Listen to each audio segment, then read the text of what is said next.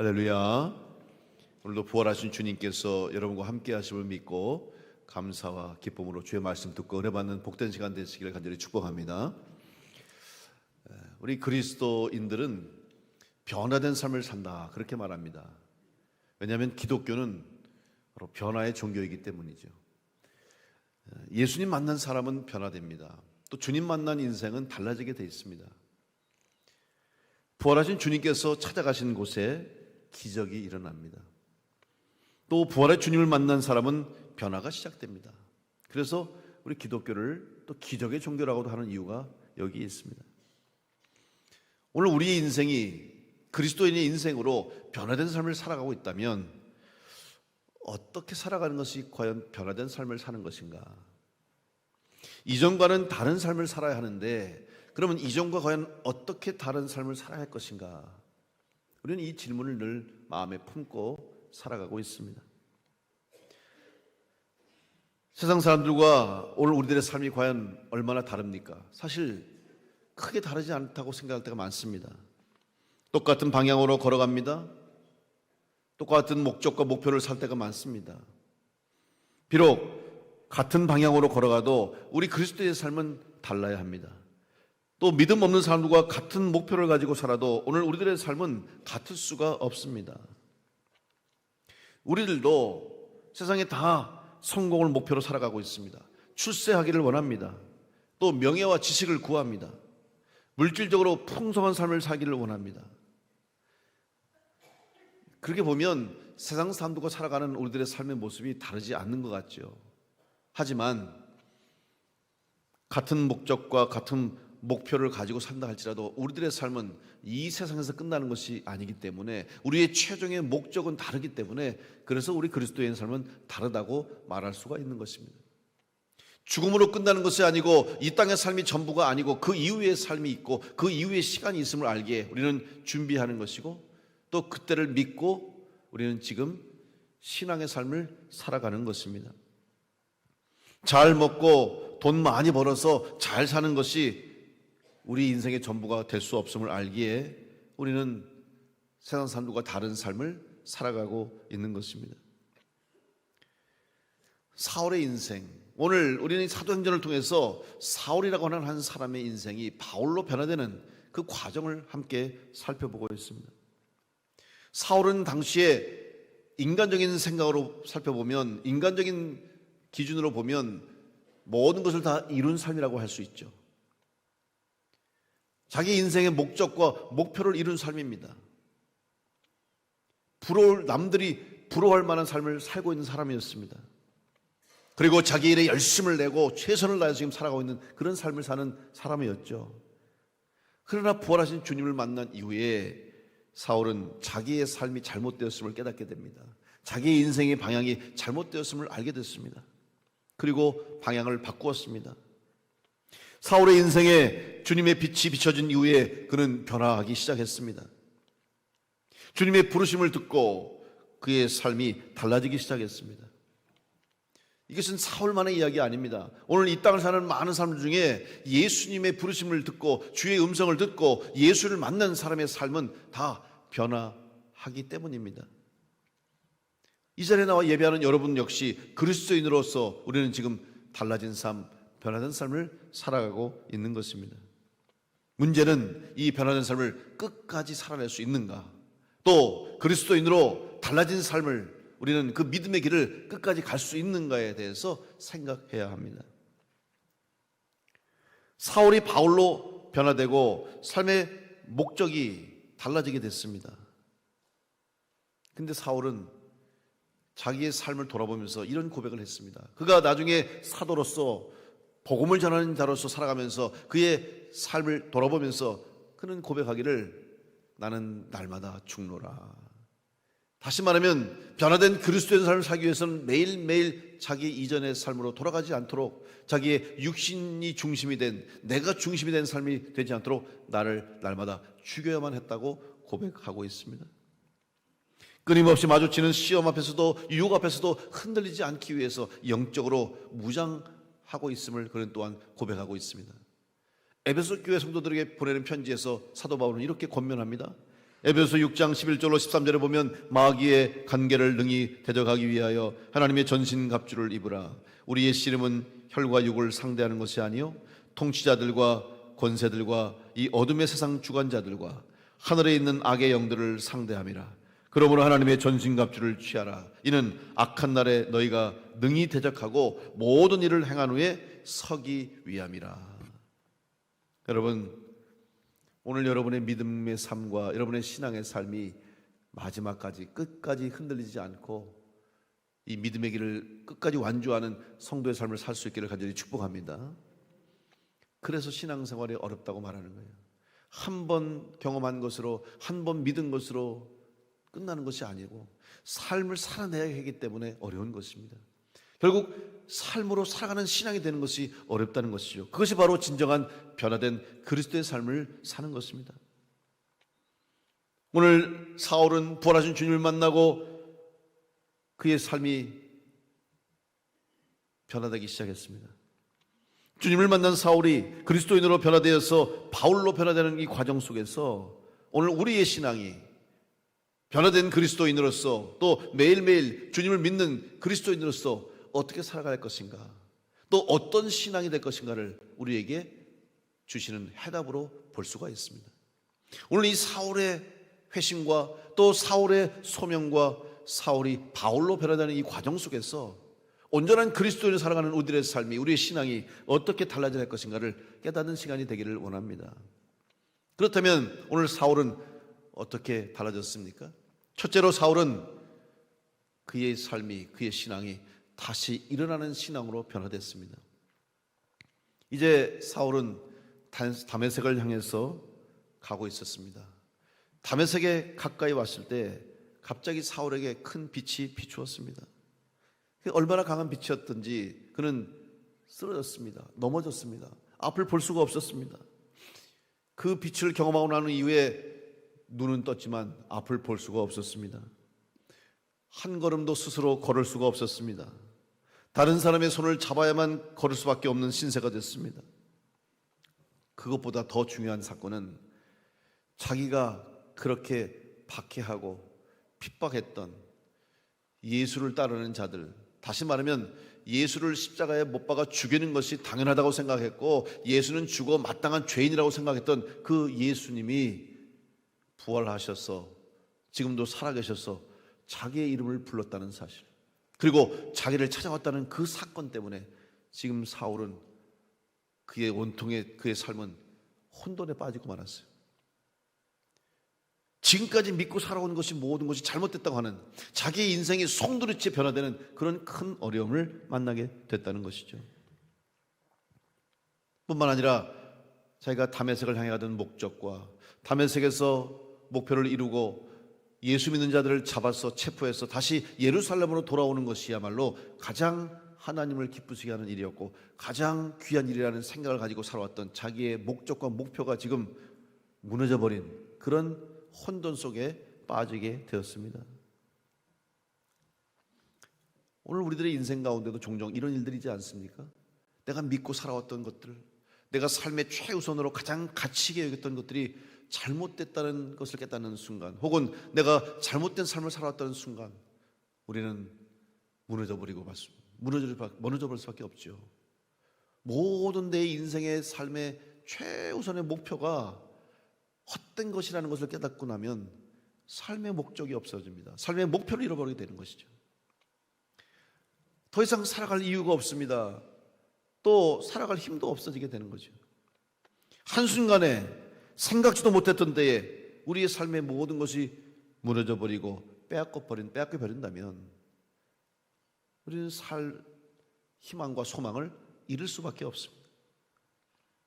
지금 바로 이 상황이 바로 사울의 상황이었습니다. 이런 상황이 되면 사람들은 보통 어떤 모습을 보입니까? 대부분 자포자기하고 무력하게 아무것도 할 수 없다는 생각 때문에 목적을 찾지 못합니다. 목표를 찾지 못합니다. 우리 주변에 많은 사람들이 이렇게 갑자기 다가온 인생의 문제 앞에 쓰러지고 넘어지고 무너지는 것을 우리는 보게 됩니다. 혹시 이 시간 예배 자리에 나온 여러분 가운데 이렇게 갑자기 여러분 앞에 닥친 어려움과 뜻하지 않은 상황 때문에 힘들어하고 괴로워하고 소망을 잃어버리고 희망 없이 살아가고 있는 성도가 있다고 한다면 오늘 이 말씀을 통해서 다시 한번 새 힘을 얻게 되시길 간절히 축복합니다. 사실 이 사울의 회심 이야기, 신앙생활을 조금 하신 분들, 성경을 아시는 분들은 너무나 잘 아는 내용입니다. 설교 말씀도 여러 번 들었고 성경을 읽을 때마다 특별히 성경의 많은 사건들 중에서, 특별히 신약의 사건들 중에서 빼놓지 않고 언급되고 이야기되는 부분들이 바로 이 사울의 회심이죠.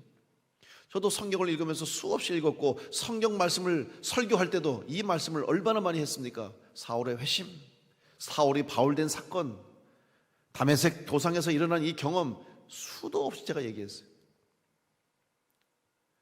그런데 이번에 사도행전 강해를 준비하면서 한번 이 말씀을 다시 한번 제가 읽고 묵상하면서 한번 사울의 마음을 생각해 봤어요. 지금 사울의 마음은 어땠을까?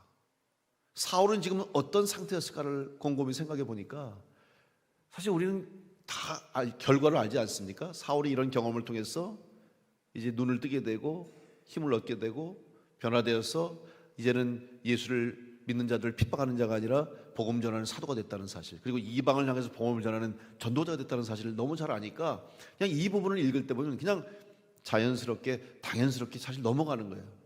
그냥 이해를 해버리는 거죠. 그렇겠지, 당연히 이렇게 해야지. 그런데 여러분, 정말 사도 바울이 얼마나 힘들었을까요?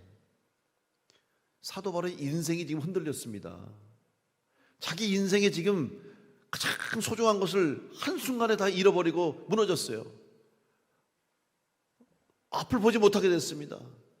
근데 앞을 못 보는 것보다 더 중요한 거죠. 왜 음식을 못 먹는지 아십니까? 너무나 고통스러운 거예요. 너무나 당황스러운 거예요. 너무나 혼란스러운 거예요. 내가 지금 뭘 하고 살았는가? 내가 살아오는 것이 이렇게 잘못된 것인가? 내가 지금 뭘 믿은 것인가? 내가 예수님을 십자가에 못 박은 것이 아닌가? 라는 생각 때문에 사울은 고통스러웠어요. 바로 이러한 괴로움의 시간, 혼돈의 시간, 또 혼란의 시간이 있었다는 사실을 우리가 간과해서는 안 됩니다. 여러분 개인적인 여러분의 신앙에도 마찬가지예요. 특별히 우리 젊은이들이 신앙을 가질 때, 특별히 어려서부터 모태신앙으로 교회에서 신앙생활 자연스럽게 해오다가 청년 때가 되면, 대학을 들어가고 중고등학교 들어가고 청년 들어가면 많은 우리 학생들이 교회를 떠나요. 심지어 우리 부모님이 교회에서 중직으로, 부모님이 교회에서 다 신앙생활 잘해도 자녀들이 교회를 안 나오는 경우가 상당히 많습니다. 그 이유 중에 가장 큰 이유가 뭔지 아십니까?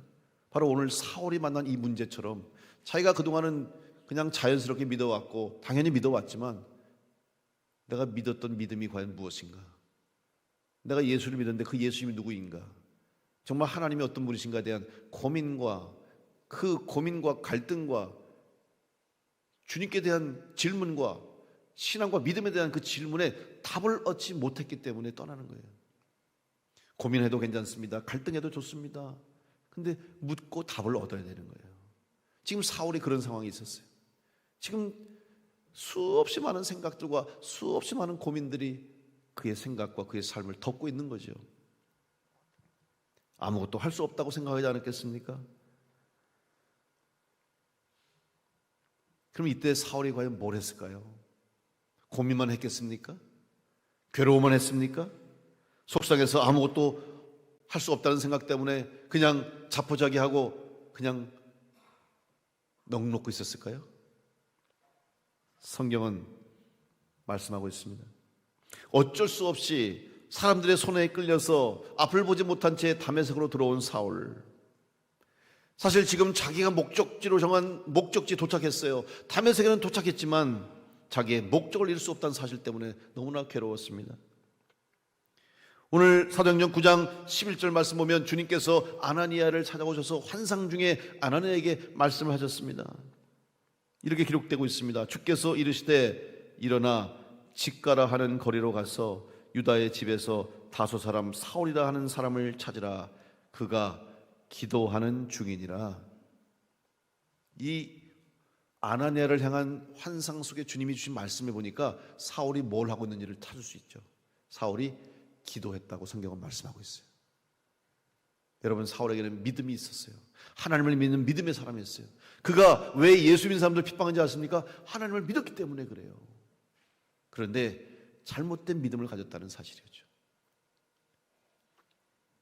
여러분, 문제를 만났을 때, 어려움을 당했을 때, 또 내 앞에 뜻하지 않는, 생각지도 못했던 큰 어려움과 산 같은 문제를 만났을 때, 여러분, 우리가 해야 할 일은 기도해야 하는 일인 줄로 믿습니다. 그것이 바로 믿음 있는 사람의 모습이에요. 무너질 수 있어요. 쓰러질 수 있어요. 갈등할 수 있습니다. 고민할 수 있습니다. 염려할 수 있습니다. 그러나 그때 반드시 기도해야 되고, 기도해서 답을 얻어야 되는 거예요. 그 답을 얻지 못하니까 떠나가는 거예요. 답을 얻지 못하니까 주님 품을 벗어나는 것이고, 답을 얻지 못하고 주님 만나지 못하고 하나님을 온전히 만나지 못하니까 다시 세상으로 돌아가는 거예요. 오늘 사울은 그의 인생에 가장 큰 어려움을 만났을 때 그는 하나님 앞에 기도했습니다. 기도하는 사울의 기도를 하나님은 들으시고 그에게 응답하신 거예요. 여러분, 사울이 기도했다는 것은 무슨 의미입니까? 하나님의 뜻을 구했다는 것을 말하는 거예요.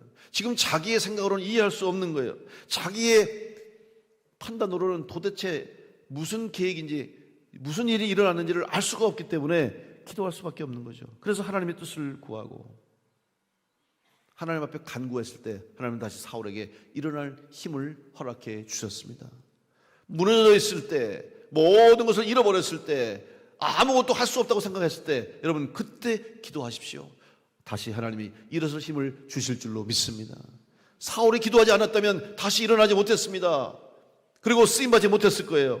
그러나 사울은 문제 앞에서 하나님 앞에 기도했습니다. 기도할 때 하나님은 사울을 새롭게 변화시켜서 바울로 변화시키시고 삶의 새로운 목적을 허락해 주셨습니다. 오늘 여러분의 삶의 목적이 잃어버렸다고, 내 삶의 목표가 사라졌다고, 내가 할 수 있는 일이 없다고 생각하실 때 그때 기도하십시오. 하나님이 다시 새 목표를 주실 것이고 새 삶의 방향을 주실 것이고 뿐만 아니라 새 힘을 주셔서 여러분을 일어나게 하실 줄로 믿습니다.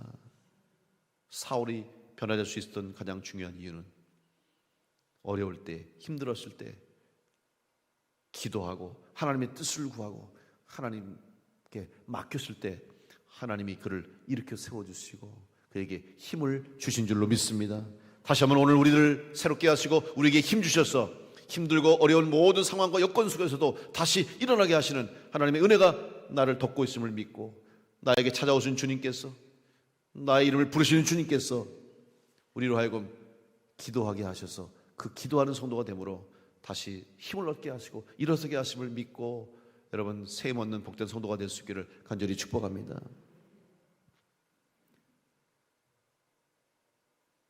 두 번째로 사울은 다시 일어나는 신앙을 가졌을 뿐만 아니라 앞으로 나아가는 신앙을 가졌습니다. 이제 다메섹으로 가던 사울, 그 목적을 이루지 못하고 실패하고 말았습니다. 더 이상 다메섹에서 머물 이유가 없어졌습니다. 그런데 사울을 찾아오신 주님께서 하신 말씀이 있습니다. 먼저 주님께서는 사울을 부르셨죠. 사도행전 9장 4절의 말씀 보면 사울아 사울아 내가 어찌하여 나를 박해하느냐 이렇게 물으신 거예요. 그러니까 이 음성을 듣고 바울이 놀란 것이죠. 그래서 바울이 한 말이 뭐예요? 사울이 한 말이 뭐예요? 주님 누구십니까? 누구냐고 묻는 거예요. 그랬더니 주님께서 나는 내가 박해하는 예수라. 그리고 나서 제일 먼저 사울에게 하신 말씀이 뭐냐? 오늘 6절의 말씀입니다. 너는 일어나 시내로 들어가라. 내가 행할 것을 내게 이를 자가 있느니라. 여러분, 지금 사울에게 주신 말씀은 뭐냐면 너는 일어나서 시내로 들어가라 하는 거예요. 지금 사울은 다메섹에 갈 필요가 없어졌어요. 더 이상 다메섹은 사울에게 의미가 없는 도시가 됐어요. 그런데 주님께서는 사울에게 다메섹으로 들어가라는 것이죠. 새 일을 주시기 때문에. 여러분, 문제를 주실 때도 있어요. 하나님은 때로는 우리에게 시험을 줄 때도 있습니다. 그러나 문제를 주실 때는 이미 답을 준비해 놓으셨고 시험을 주실 때는 이미 시험을 이길 힘도 주신 줄을 믿고 여러분 문제 앞에서 하나님 앞에 믿음으로 나아갈 수 있는 성도가 되기를 간절히 축복합니다. 사울은 주의 음성을 들은 거예요. 들어가라. 주저하지 말고 들어가라. 내가 내게 행할 것을 알려주겠다라고 약속해 주셨어요. 지금 사울은 자기의 목적을 잃어버렸습니다. 다메섹에 가서 예수 믿는 성도들을 체포하고 그들을 데리고 금이 환영하는 것, 예루살렘으로 돌아오는 것, 이것이 자기 생애 최고의 목적이었는데 지금 그 모든 목적이 다 수포로 돌아갔습니다. 더군다나 눈은 떴으나 앞을 보지 못하는 상태가 됐습니다. 아무것도 할 수 없는 상황이에요. 그러니 다메섹에 가고 싶은 생각이 없었겠죠. 오히려 빨리 예루살렘에 돌아가는 것이 맞는 것일지 모르겠습니다. 자기 집으로 가야 되겠죠. 가족이 있는 곳에 가야 되겠죠.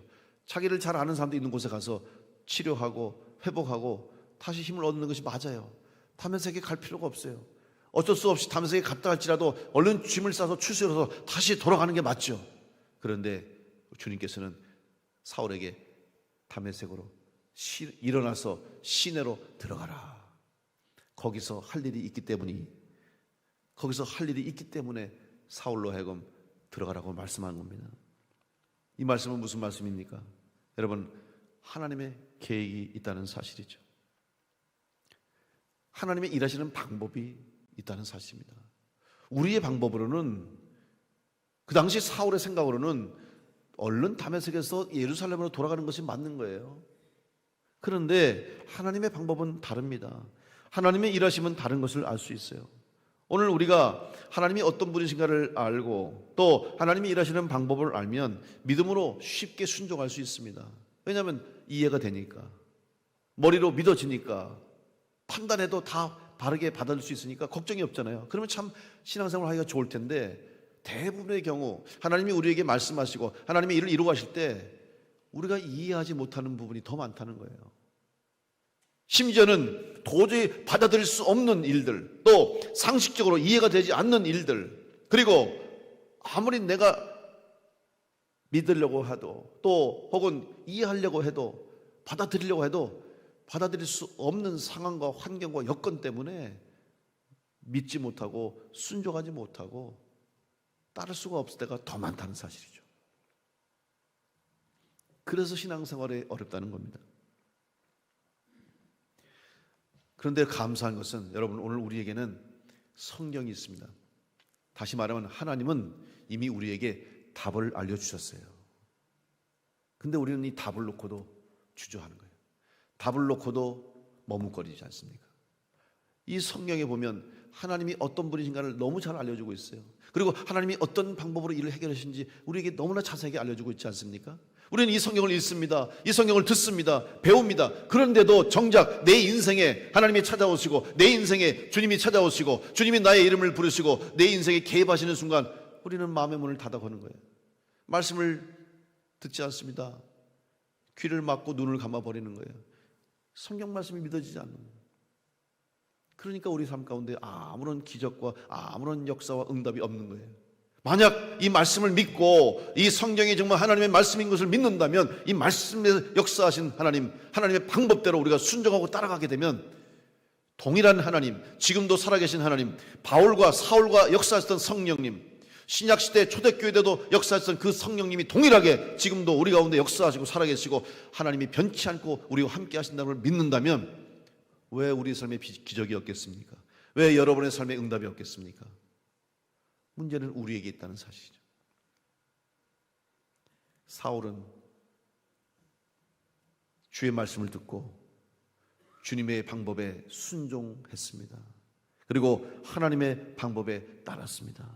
여러분, 하나님의 방법과 하나님의 계획을 믿고 여러분의 생각과 여러분의 방법을 의지하지 마시고 하나님 말씀과 명령에 믿음으로 순종하는 성도를 될 수 있기를 간절히 축복합니다. 여러분, 아무리 이해하려고 해도 이해할 수가 없어요. 왜? 하나님의 뜻과 생각을 인간이 어떻게 이해할 수 있습니까? 그래서 대부분의 경우 하나님은 우리에게 이렇게 자세하게 말씀 안 해주세요. 명령하시는 거예요. 근데 그 명령을 순종하는 사람은 하나님의 뜻을 이루었어요. 하나님이 응답하셨어요. 성경에 응답받은 모든 사람들 얘기를 보십시오. 동일합니다. 하나님 말씀하시고 말씀에 순종했다. 우리가 해야 할 일은 하나님의 말씀에 순종하고 하나님 명령에 믿음으로 나가는 것밖에 없어요. 전진하는 수밖에 없습니다. 머뭇거려서는 안 돼요. 여러분, 이스라엘 백성들이 모세를 통해서 출애굽했을 때 생각해 보십시오. 출애굽하기까지 과정이 얼마나 어렵습니까? 바로 왕이, 이집트의 바로 왕이 백성들을 놓아주지 않았어요.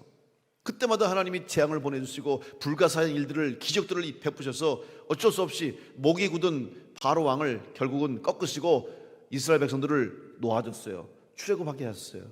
그런데 출애굽하자마자 문제를 만났죠. 앞에 홍해가 가로막혀 있습니다.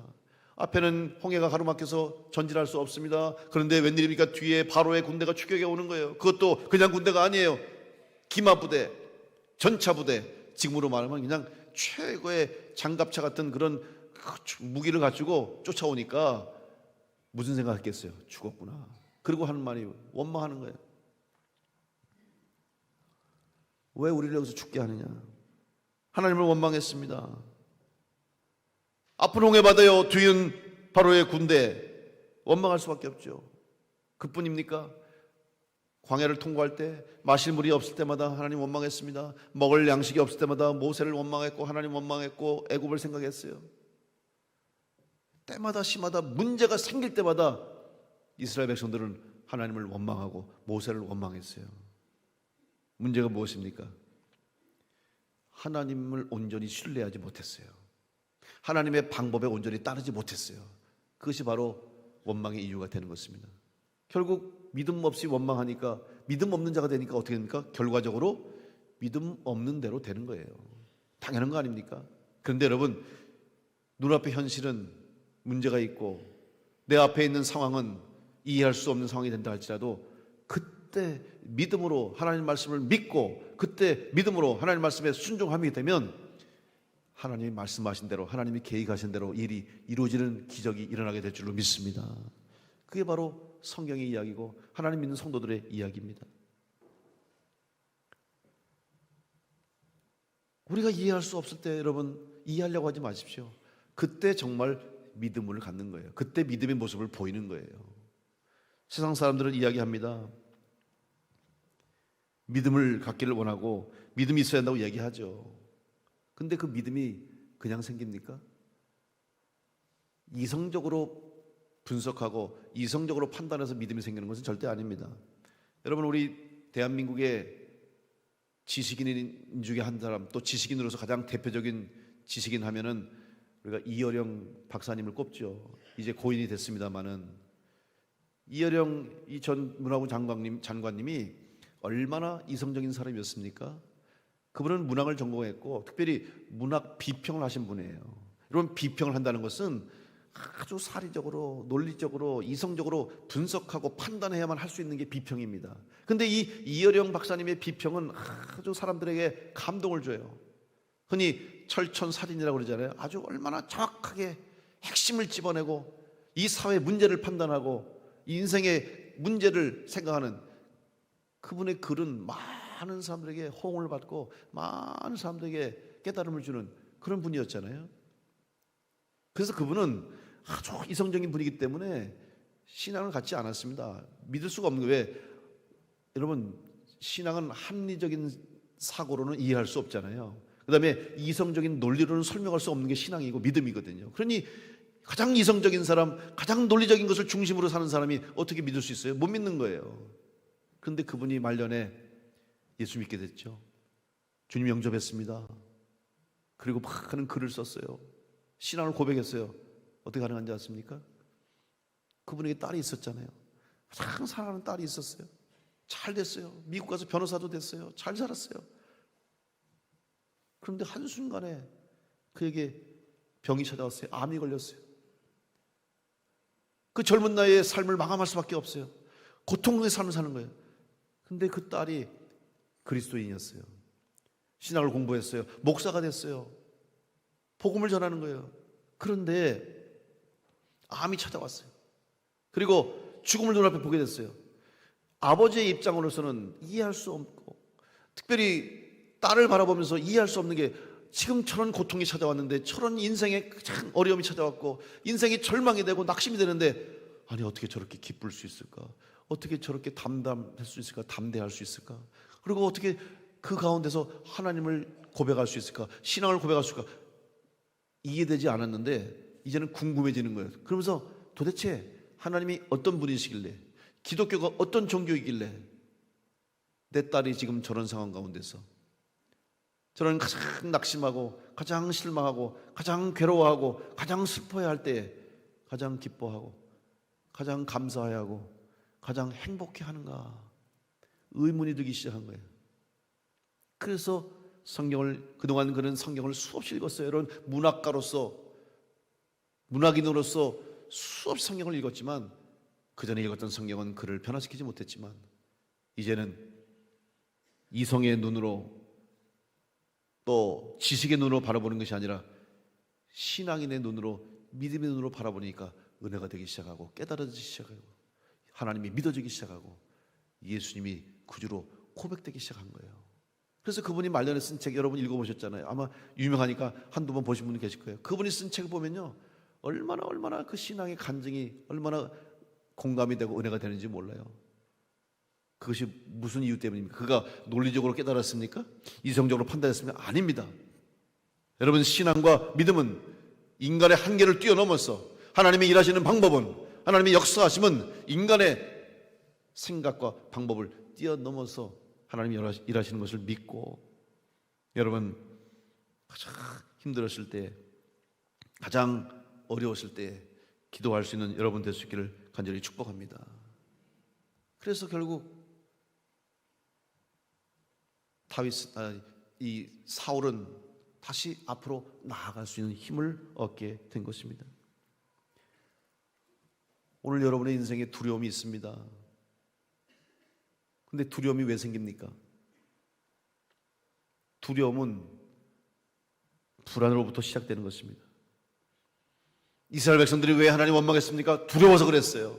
죽는 것이 두려우니까, 광야에서 죽는 것이 두려웠으니까 하나님 원망할 수밖에 없었어요. 두려울 때 우리가 해야 할 일이 무엇입니까? 다윗은 우리에게 그 답을 주고 있어요. 여러분, 다윗이 블레셋 사람들에게 붙잡힌 후에 죽게 되었을 때 그 두려움과 불안 속에서, 공포가 찾아왔을 때 다윗은 이렇게 고백했습니다. 찬양했습니다. 시편 56편 1절로 4절 말씀 보면, 하나님이여 내게 은혜를 베푸소서. 사람이 나를 삼키려고 종일 치며 압제하나이다. 내 원수가 종일 나를 삼키려 하며 나를 교만하게 치는 자들이 많사오니, 내가 두려워하는 날에는 내가 주를 의지하리이다. 내가 하나님을 의지하고 그 말씀을 찬송하올지라. 내가 하나님을 의지하였은즉 두려워하지 아니하리니 혈육을 가진 사람이 내게 어찌하리이까. 여러분, 다윗은 알고 있었어요. 자기에게 생기는 이 두려움, 이 두려움을 이길 수 있는 방법은 바로 주님을 의지하는 방법밖에 없다. 다윗이 주님을 의지했을 때 두려움이 사라지게 됐습니다. 여러분, 다윗이라고 두려움 없었겠습니까?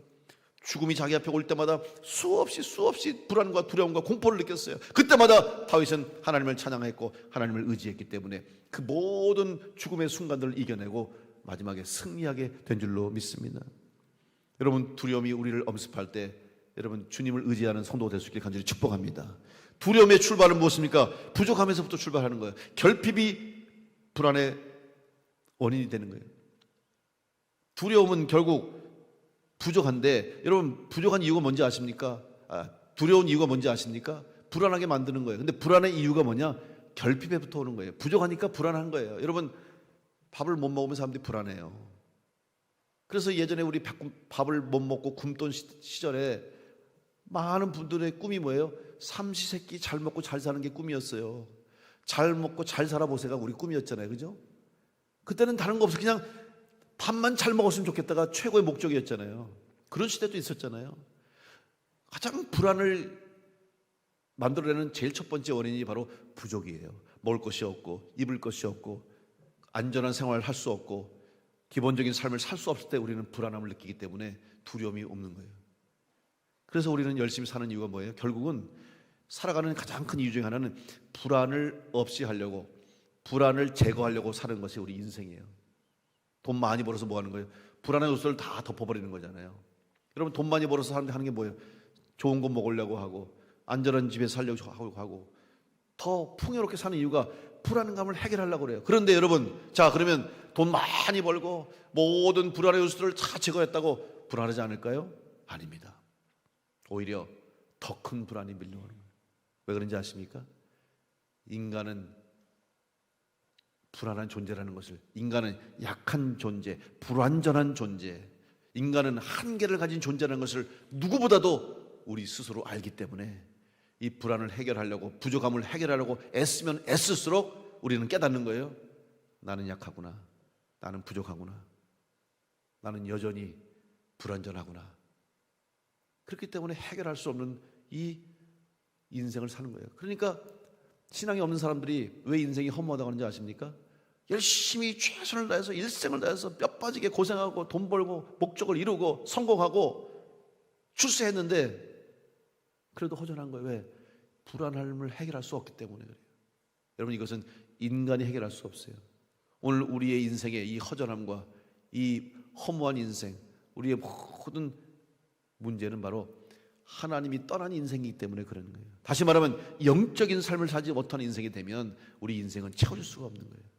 바로 영적으로 만들어진 존재이기 때문에, 영적으로 지어진 존재이기 때문에 영적인 문제가 해결돼야만 하나님을 만나고 하나님께서 우리에게 호흡을 주시고 우리에게 생명을 주시고 우리가 영적인 존재가 된 것처럼 바로 우리의 삶의 주인 되시는 하나님을 만날 때에 우리의 모든 삶의 불안과 두려움이 해결되고 평안한 삶을 살게 될 줄 믿고, 여러분들 하나님 만나고 하나님과 함께, 주님과 함께 동행하는 성도로 다시 일어나서 앞으로 나아가는 여러분 될 수 있기를 간절히 축복합니다. 우리는 이런 연약한 존재입니다. 이런 연약한 인간들에게 주님께서 하신 말씀이 있습니다. 마태복음 6장 25절로 31절 말씀입니다. 한번 같이 우리 읽었으면 좋겠어요. 같이 함께 말씀을 봉독합니다. 그러므로 내가 너희에게 이르노니 목숨을 위하여 무엇을 먹을까, 무엇을 마실까, 몸을 위하여 무엇을 입을까 염려하지 말라. 목숨이 음식보다 중하지 아니하며 몸이 의복보다 중하지 아니하냐. 공중의 새를 보라. 심지도 않고 거두지도 않고 창고에 모아들이지도 아니하되 너희 하늘 아버지께서 기르시나니 너희는 이것들보다 귀하지 아니하냐. 너희 중에 누가 염려함으로 그 키를 한 자라도 더할 수 있겠느냐. 또 너희가 어찌 의복을 위하여 염려하느냐. 들의 백합화가 어떻게 자라는가 생각하여 보라. 수고도 아니하고 길쌈도 아니하느니라. 그러나 내가 너희에게 말하노니 솔로몬의 모든 영광으로도 입은 것이 이 꽃 하나만 갖지 못하였느니라. 오늘 있다가 내일 아궁이에 던져지는 들풀도 하나님이 이렇게 입히시거든 하물며 너희일까 보냐. 믿음이 작은 자들아, 그러므로 염려하여 이르기를 무엇을 먹을까, 무엇을 마실까, 무엇을 입을까 하지 말라. 아멘. 그리고 마지막 결론에 하신 말씀이 뭔지 아십니까? 그러므로 너희는 먼저 그의 나라와 그의 의를 구하라. 그러면 이 모든 것을 너희에게 더하시리라. 우리의 모든 불안과 두려움을 우리 주님께서 해결해 주신 줄로 믿습니다. 더 이상 두려워하지 마십시오. 더 이상 불안해하지 마십시오. 주님이 함께 하십니다. 주님이 해결해 주십니다. 주님이 채워주십니다. 이 믿음을 가지게 될 때 우리는 다시 일어나 담대하게 나아가게 될 줄로 믿습니다.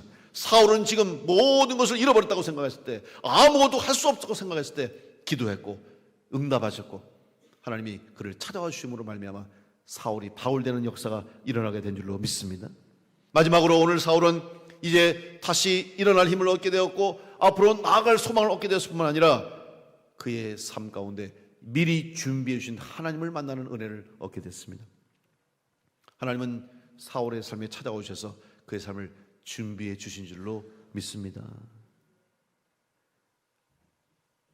하나님은 이미 다메섹에 있는 아나니아를 예수님을 통해서, 주님께서 그에게 환상을 통해서 말씀해 주셨죠. 사울이 올 것이니 사울을 찾아가서 안수하라는 것입니다. 그리고 그의 눈을 뜨게 하고 그를 고치라는 것이죠. 하나님은 이미 계획해 놓으신 것입니다.